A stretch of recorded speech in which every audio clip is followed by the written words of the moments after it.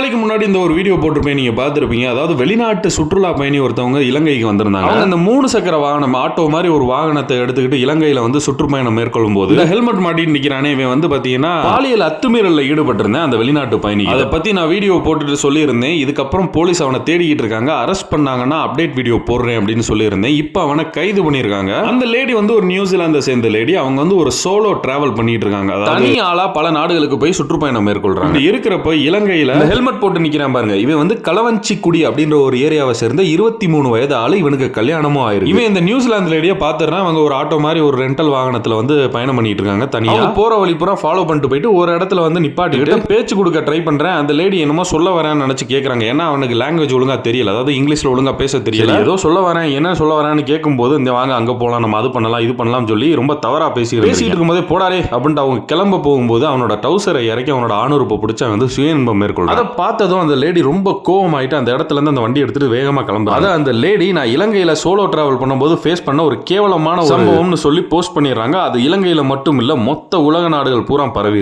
இலங்கை police அந்த ஆளை வந்து கண்டுபிடிக்கிறதுக்காண்டி பொதுமக்களோட உதவியையும் கேட்டிருக்காங்க. இதன் அடிப்படையில் அந்த களவஞ்சி குடியை சேர்ந்த இந்த ஆளு இந்த நாய்க்கு 23 வயசு தான். வீடியோ வைரல் ஆனதுனால நம்ம இப்படியே இருந்தா நம்மளை அரெஸ்ட் பண்ணிடுவாங்க சொல்லிட்டு மொட்டை அடிச்சுட்டு மீசை தாடி எல்லாத்தையும் சேவ் பண்ணிட்டு அடையாளம் தெரியக்கூடாதுன்னு சுத்தி தெரிஞ்சிருக்கேன். ஆனா பொதுமக்களோட உதவியால அவங்க ஏரியா பக்கத்தில் உள்ளவங்களோட உதவியால அந்த ஆளை அரெஸ்ட் பண்ணி. இதுக்கு இலையில இலங்கையை சேர்ந்த நிறைய பேர் எனக்கு மெசேஜும் அனுப்புறாங்க. ப்ரோ அது ஏஐ வீடியோ, நீங்க வந்து இலங்கையை வந்து அசிங்கப்படுத்துறிய. இலங்கைக்கு என்னடா சம்பந்தம்? நான் ஏன்டா சம்பந்தமே இல்லாம இலங்கையை வந்து அசிங்கப்படுத்த போறேன்? அது ஏஐ வீடியோனா போலீஸ் என்ன கம்ப்யூட்டரை அரெஸ்ட் பண்ணாங்க.